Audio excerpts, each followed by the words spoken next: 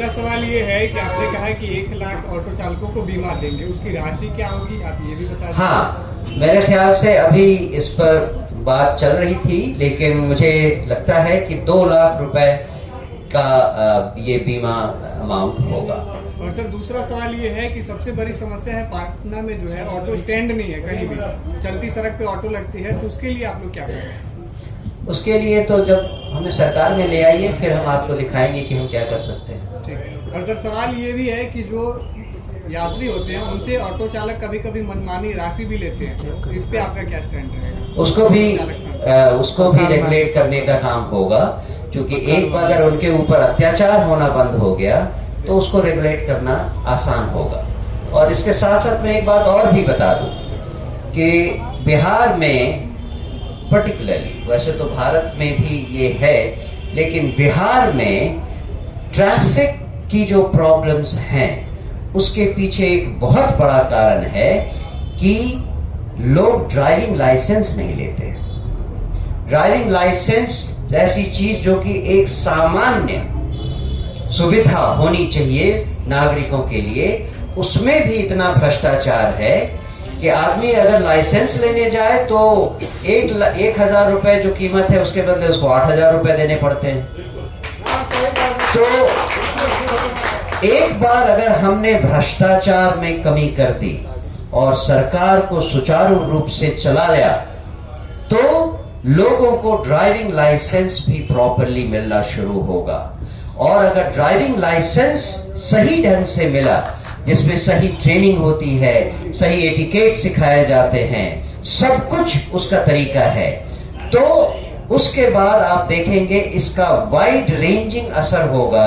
सड़कों पर जिस तरह से ट्रैफिक चलती है, चाहे वो ऑटो रिक्शा हो, ई रिक्शा हो, निजी वाहन हो, ट्रक हो या बस हो, सारे के सारे ड्राइवर्स केवल वैसे ही होंगे जिनके पास प्रॉपर ड्राइविंग लाइसेंस होगा, और जो बिना लाइसेंस के चलाएगा उसको बहुत हेवी फाइन देना पड़ेगा। सर सवाल आपसे एक सवाल है कि आपने कहा कि ऑटो वालों के साथ में, ई रिक्शा वालों के साथ में अत्याचार होता है जी।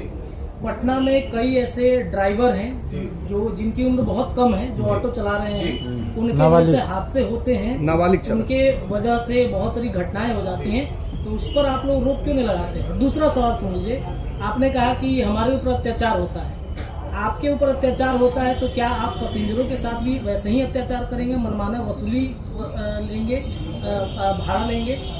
मैं इस पर ब्रीफ कर देता हूँ।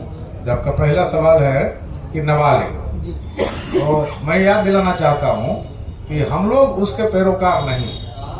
बेरोजगारी और बेकारी एक बहुत बड़ी समस्या है। आप देखेंगे कि चाय के दुकान में कहीं न कहीं, ढाबे में कहीं छोटू आपको जरूर मिलेगा, चाय का प्लेट धोते हुए। तो वो छोटू किसी घर के मालिक होता है, ना कि छोटू, अब उसके पास जिम्मेदारी है, वो अपने परिवार के लिए जो है प्लेट धो रहा है। उसी तरह से आप समझिए कि जब लॉकडाउन हुआ, पूरे हिंदुस्तान में जो है हाहाकार मच गया, बेरोजगारी हुई, तो तमाम लोगों ने क्या किया कि कुछ मिला नहीं मिला, घर का गहना जेवर बेच करके ई रिक्शा ले लिया, और ई रिक्शा लेकर सड़कों पर अपना जो है वो रोजगार करने लगा।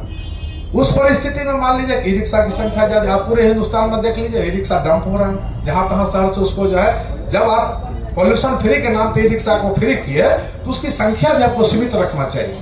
तो सरकार को इस ट्रैफिक को कोई कंट्रोल नहीं है, ट्रैफिक सिस्टम में किसी ढंग का कोई इंप्रूवमेंट नहीं है। मैं पिछले 27 सालों से पटना की सड़कों पर खुद भी ऑटो चला रहा हूँ, एट ए प्रेजेंट अभी भी चला रहा हूँ। उसके सारे दुख दर्दों को मैंने भींग करके देखा।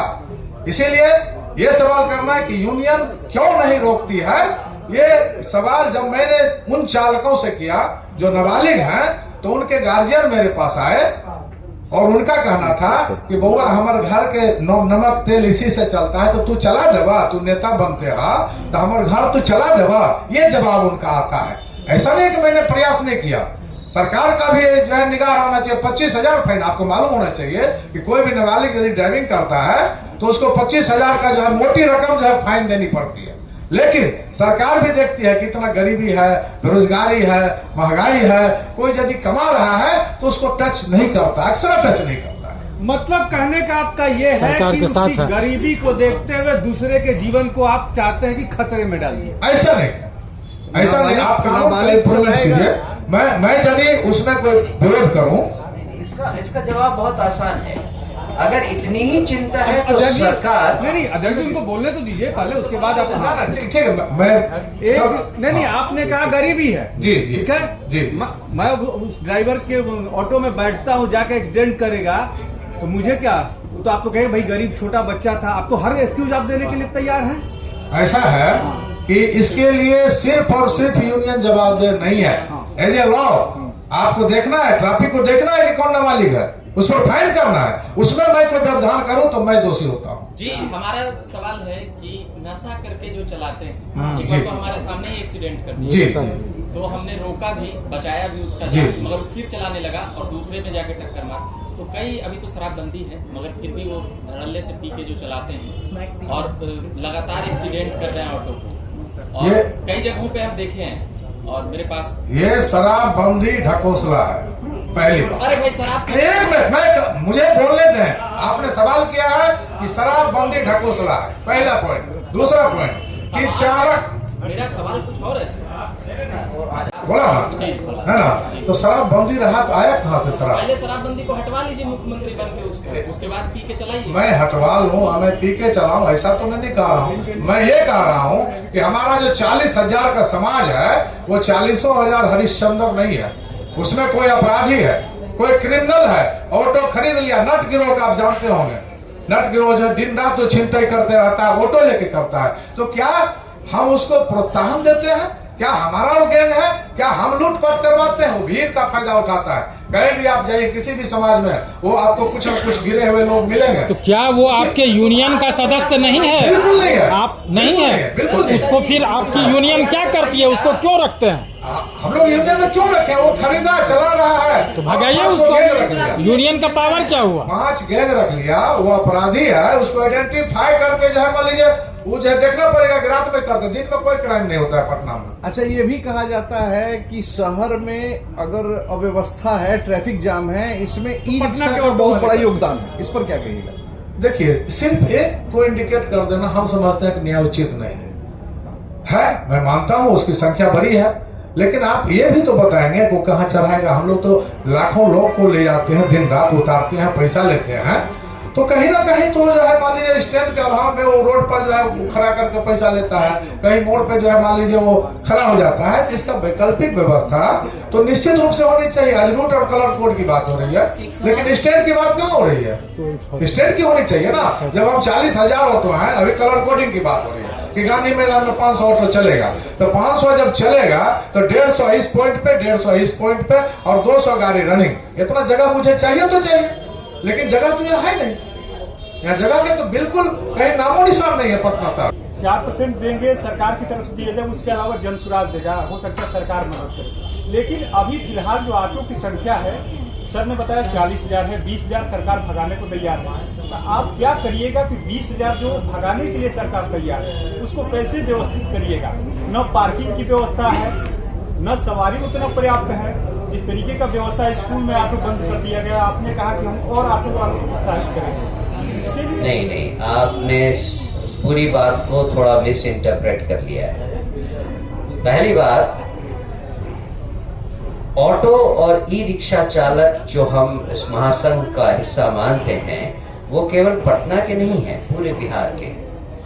और पूरे बिहार में ऑटो चालक जो हैं उनकी संख्या केवल 40,000 नहीं, बहुत ज्यादा है। पटना की बात सर ने कहा कि 40,000। तो पटना में जो भी समस्या है, या वो चालकों की समस्या हो, परिस्थितियों की समस्या हो, इंफ्रास्ट्रक्चर की समस्या हो, उससे जूझना अभी जो सरकार है उसका काम है।